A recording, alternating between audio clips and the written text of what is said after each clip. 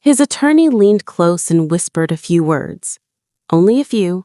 In Daniel's face, the confident, self-satisfied expression I had stared at across the breakfast table for 15 years drained of all color.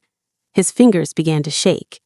The documents he had been so eager to sign trembled in his hands like paper caught in a sudden wind. And for the first time in 3 years, I smiled. But I'm skipping ahead. You need to understand how we arrived at that moment. How a woman everyone assumed had completely fallen apart was actually executing the longest, quietest plan of her life. My name is Lauren Whitaker. I'm 34 years old, and until 3 months ago, I was married to Daniel Whitaker. 15 years. Longer than most celebrity marriages. Longer than some companies stay in business. And far longer than my patience should have lasted. But I've always been stubborn. I inherited that from my grandmother. I met Daniel when I was 17. I had finished high school early, not because I was brilliant, but because I was practical, driven, and desperate to leave my parents' house in Dayton, Ohio. I took a job as a file clerk at a mid-sized law office downtown. The pay was minimum wage, the paper cuts were endless, but it was my foot in the door. By 18, I'd earned a promotion to legal assistant. I was good with details, good with numbers, and even better at listening without speaking. Daniel was 24 when we met at a client networking event. He was charming, ambitious, full of confidence, talking endlessly about building a real estate empire across the Midwest. He spoke about success as if it were already guaranteed, as if it were simply waiting for him to arrive and claim it. He said he was going to build something huge. I joked that I could help him with the paperwork. That was apparently enough to impress him. We married when I was 19. Our son, Ethan, was born a year later. I continued working part-time at the law firm while raising our child, contributing to my retirement account, and saving every dollar I could. My grandmother always told me a woman should have her own money. Not hidden money, she'd say, just money no one else could take away. When I was 23, Daniel's business finally appeared to take off. He asked me to quit the firm and work with him full-time. He needed someone to manage finances, coordinate contractors, handle client communication, someone he could trust completely. So I became unpaid labor with unlimited responsibilities. Bookkeeping, scheduling, marketing coordination, client relations, interior staging for properties, event planning. All of it. While also raising our son and keeping our household running. My official role was wife. My actual role was everything else. For 11 years, I poured myself into building Daniel's dream, and for 11 years, he collected the praise, the recognition, the awards. At industry events, I was introduced as Daniel's wife. At celebrations, he thanked his team, his mentors, his vision, but never quite me. Over time, things shifted. He began making decisions without me. He stayed out later. He criticized the way I dressed, the meals I cooked, my supposed lack of ambition. Apparently, running his entire operation while raising his child didn't qualify. Then 3 months ago, he ended it.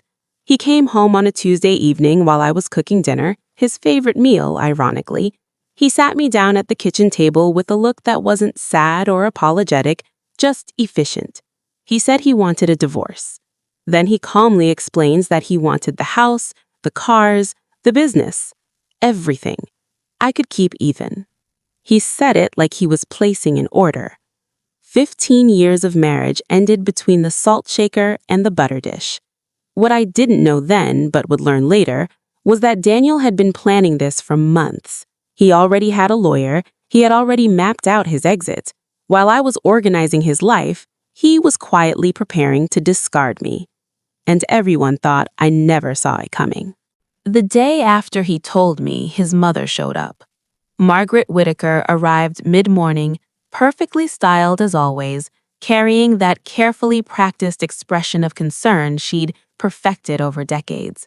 For 15 years, she had treated me like hired help, and now she patted my hand as if I were a distant acquaintance going through a mild inconvenience. She told me I should have tried harder, that men had needs. She said it gently, the way someone explains a complicated concept to a child who isn't very bright. Margaret's advice on marriage was especially ironic, considering her husband spent 7 days a week golfing to avoid being in the same house as her. But somehow, I was the failure. That first week passed in a fog. Daniel moved me into the guest room. Papers appeared overnight. Settlement drafts, proposed timelines, lists of assets. Everything moved fast, too fast. I felt like I was being pulled under while everyone else watched calmly from the shore. To everyone else, I looked exactly like what I was supposed to be: a discarded wife, a woman blindsided by divorce, someone broken, confused, overwhelmed. What no one knew was that 3 years earlier, I had discovered something Daniel never realized I'd seen, something buried deep in his own financial records, and I had been quietly preparing ever since. Within days, Daniel had taken full control of the house. The guest room became permanent. My closet was reduced to 2 narrow sections he generously allowed me to keep. The message was clear: this was no longer my home. 2 weeks later, he brought her around. Her name was Madison Cole. She was 27 and worked for his company. Of course she did. She had the social media perfect look: highlighted hair, flawless nails, athleisure outfits that cost more than my grocery budget. She walked into my kitchen like it belonged to her, wearing my apron, blending smoothies in my blender. She was younger than my marriage, younger than my favorite purse, but apparently very talented with fruit and ice. Daniel showed her off openly. They sat on my couch, ate from my plates, watched television while his arm rested around her shoulders. I became invisible in my own house. Furniture, something already removed. The humiliation escalated quickly. First, he canceled my personal credit card.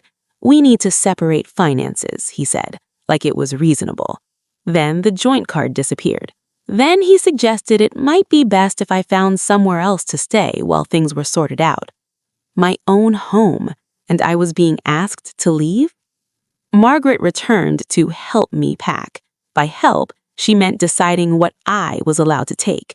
Old clothes were acceptable, some family photos, my grandmother's recipe box. She hesitated over that, like she might claim it for herself.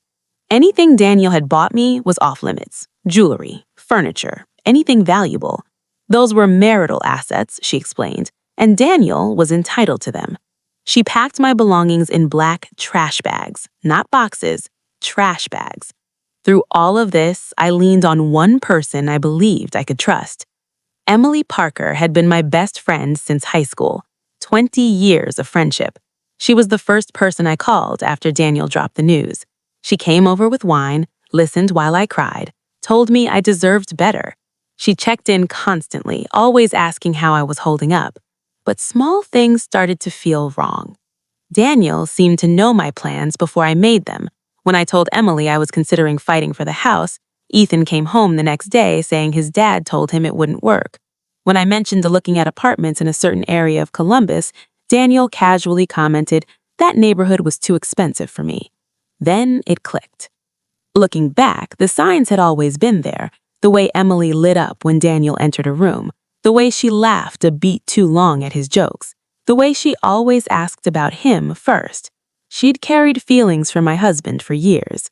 Daniel noticed, and he used it.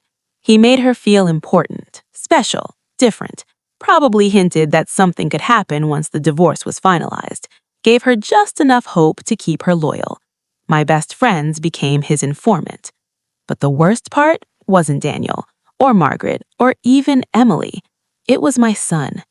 Ethan saw everything. The girlfriend, his grandmother packing my things in garbage bags, the way his father spoke to me like I no longer mattered. And Daniel worked on him every day, quietly shaping the narrative. Your mom is making this difficult. I just want everyone to be happy. She won't cooperate. Ethan didn't pull away angrily. He pulled away confused, torn between parents. And that hurt more than losing the house ever could. That was when I hired a lawyer. Her name was Rachel Moreno, 52, sharp, direct, no patience for nonsense. She reviewed everything and laid out the obvious strategy. "You helped build this," she said. "You're entitled to half." I listened carefully, and then I asked, "What if I don't want to fight?" Rachel stared at me like I'd lost my mind. She had no idea the game had already been decided. I moved into a small apartment with Ethan. 2 bedrooms, 1 bathroom, and a kitchen barely larger than the pantry I'd left behind. Half our boxes didn't even fit. They sat stacked against the wall of Ethan's room, a constant reminder of how much our lives had shrunk. Meanwhile, Daniel was thriving, at least on the surface.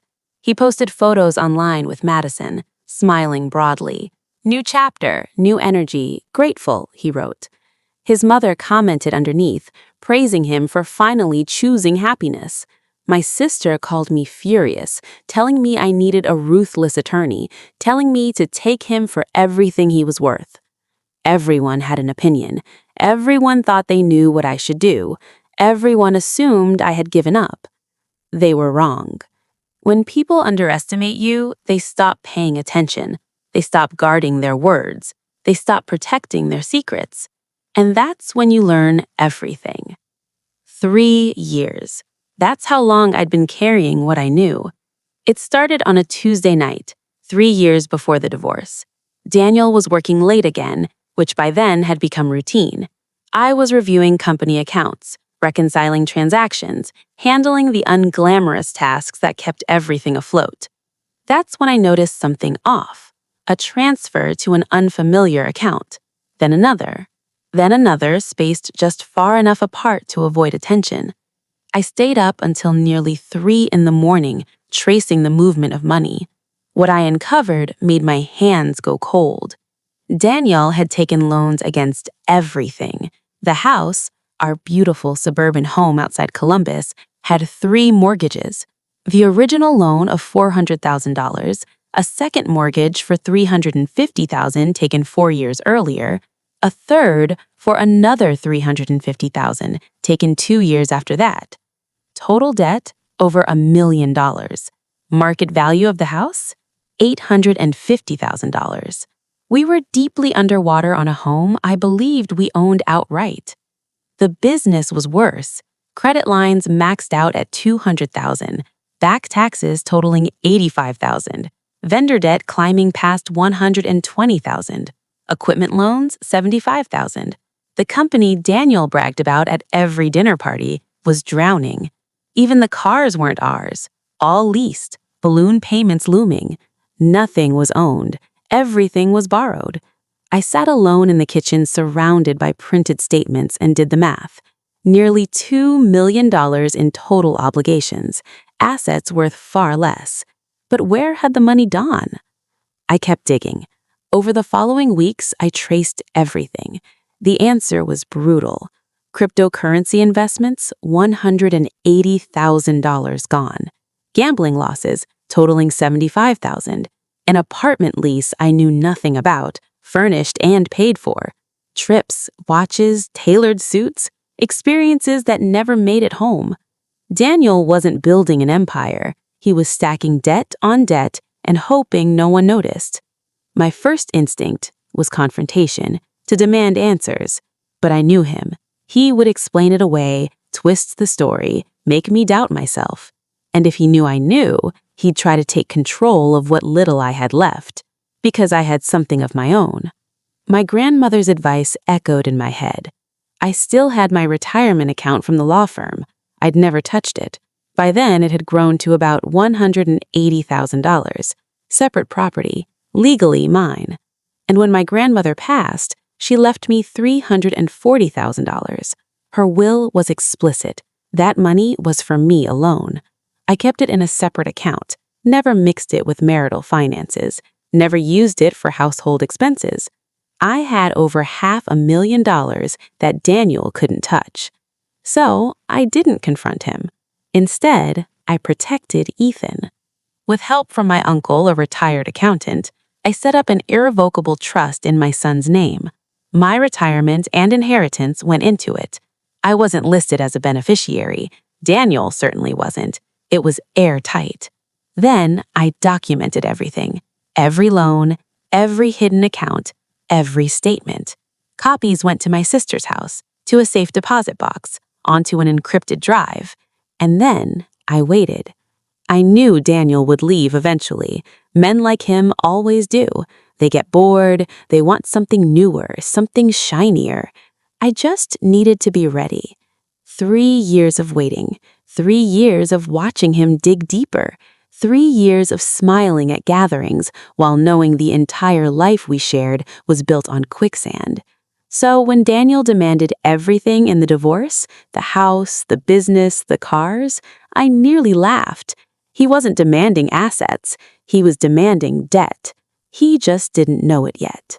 Back in the present, I sat across from Rachel Moreno and placed 3 thick binders on her desk. 3 years of documentation, mortgage records, loan statements, hidden transfers, everything. She read in silence for nearly an hour.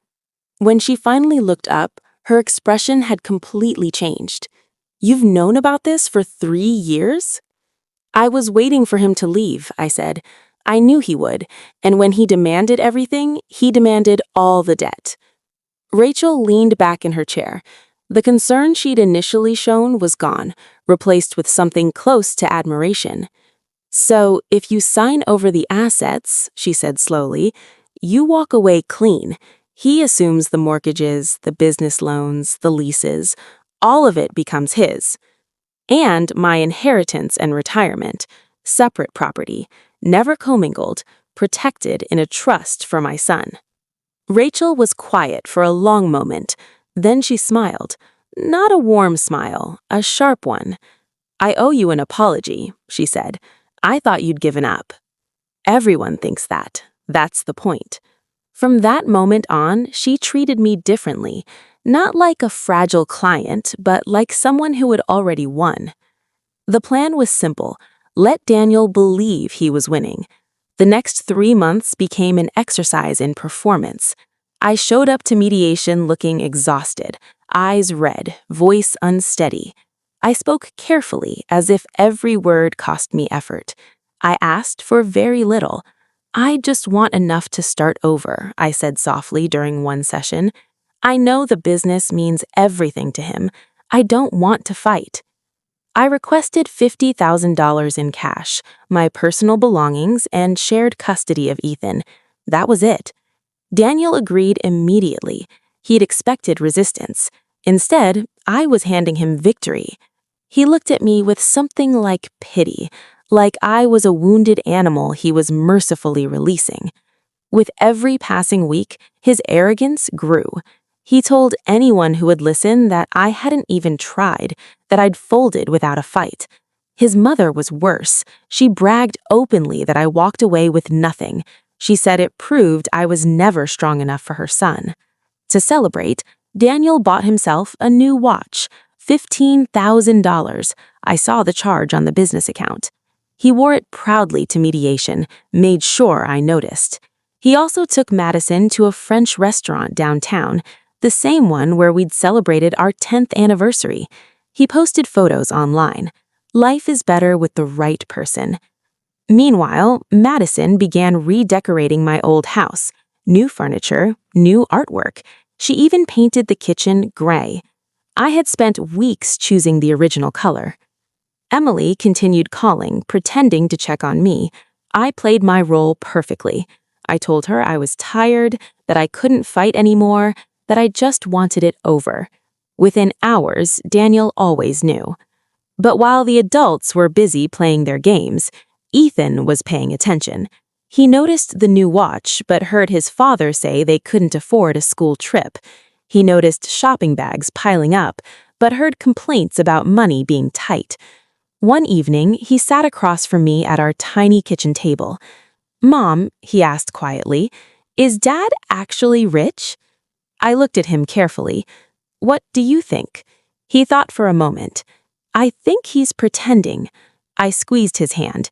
"Just wait a little longer." Behind the scenes, Rachel prepared the final agreement. The main document stated clearly that I was relinquishing all claims to marital property, the house, the business, the vehicles. Attached was the liability disclosure, every debt tied to those assets, mortgages, loans, leases, obligations. Whoever claimed the assets claimed the liabilities. 2 weeks before the final hearing, Daniel's attorney called Rachel requesting a financial audit. Rachel agreed, but when the idea was presented to Daniel, he refused. He said he knew exactly what his company was worth. He didn't want delays. Madison wanted it finalized. His attorney warned him, strongly. Daniel signed a waiver declining the audit without reading it. The night before court, Daniel texted me, "Thank you for not making this difficult." I stared at the message for a long time before replying. I just want what's best for Ethan. Rachel called later that evening. Final hearing, Thursday morning, downtown courthouse. "Are you ready?" she asked. "I've been ready for 3 years." Thursday morning arrived faster than I expected. 9 a.m., Franklin County Courthouse. I remembered every detail. The filtered sunlight through tall windows, the scent of polished wood, the low murmur of attorneys shuffling papers. This was where 15 years of marriage would officially end, and where 3 years of waiting would finally pay off. Daniel arrived first. Of course he did. He wore his best charcoal suit, the one I'd helped him pick out years earlier.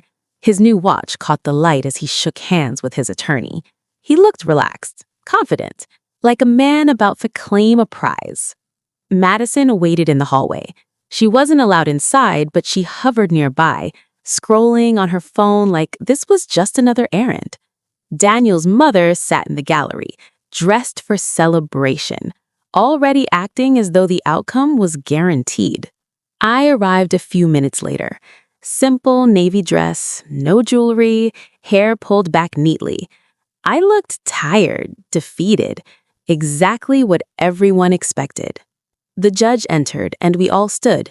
She was in her early 60s, silver hair pulled back, glasses low on her nose.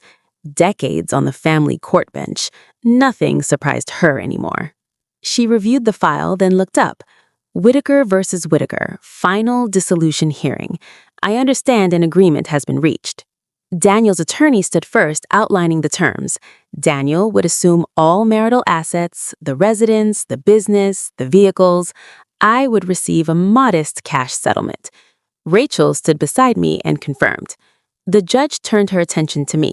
She studied my face carefully, searching for hesitation, pressure, fear. "Mrs. Whitaker," she said, "you understand that you are giving up claim to significant property, the home, the business you helped build?" "Yes, Your Honor," I said softly. "And you are entering this agreement voluntarily?" "Yes." I lowered my eyes, then looked back up. "I just want my husband to have everything he asked for. I want this to be over." The judge paused, clearly weighing whether to intervene, but I was represented. I was calm. I was clear. "Very well," she said. "Proceed." Documents were passed out, page after page. Daniel signed quickly, barely glancing at what he was agreeing to. He was eager, ready to move on. I signed slowly, every signature deliberate. Across the room, Daniel smiled at his mother. She nodded approvingly. His phone buzzed on the table. He checked it briefly, probably Madison. Meanwhile, Daniel's attorney reviewed the documents carefully, as he should have. Then he reached the addendum, the liability disclosure. I watched his expression change. Confusion, then concern. He flipped pages, reread numbers. He leaned toward Daniel. "Sir, we need to discuss this." Daniel waved him off. "Not now." "You're assuming all debt," the attorney whispered urgently. "The mortgages, the business liabilities, all of it." Daniel finally looked down. I watched the color drain from his face as he read.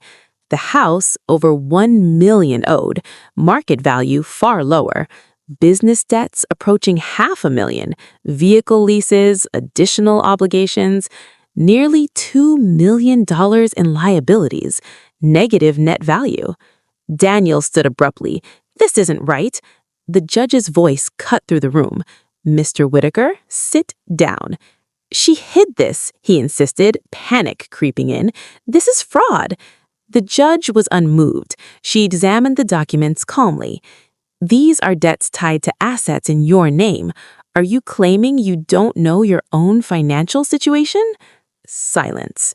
Daniel's attorney cleared his throat. Your Honor, I advised my client to conduct an independent financial review.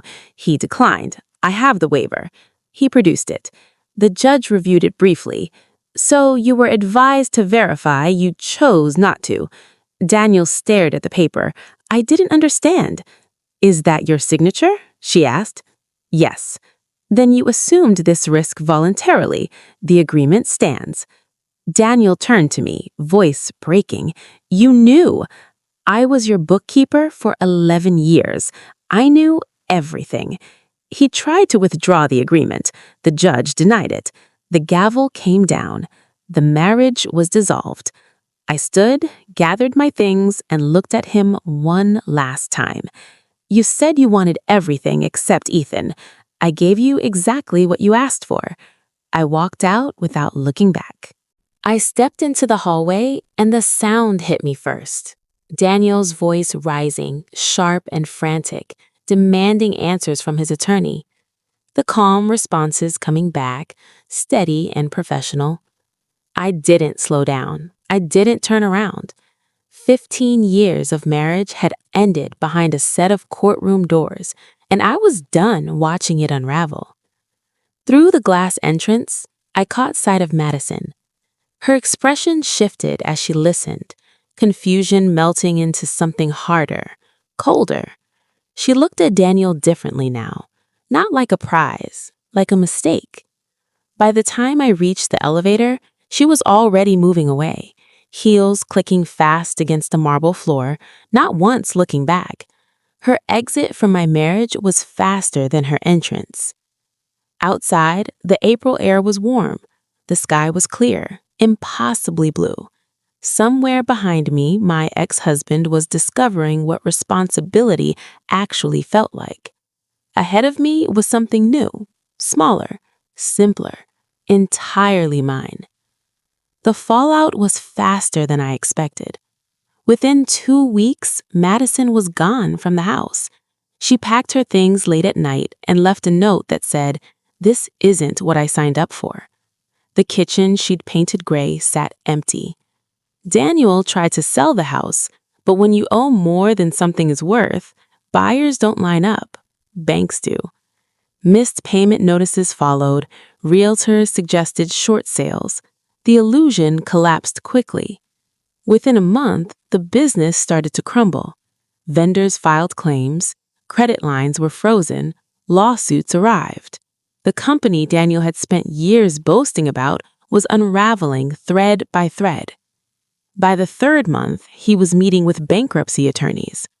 Margaret called family members asking for loans, showing up unannounced with explanations and excuses.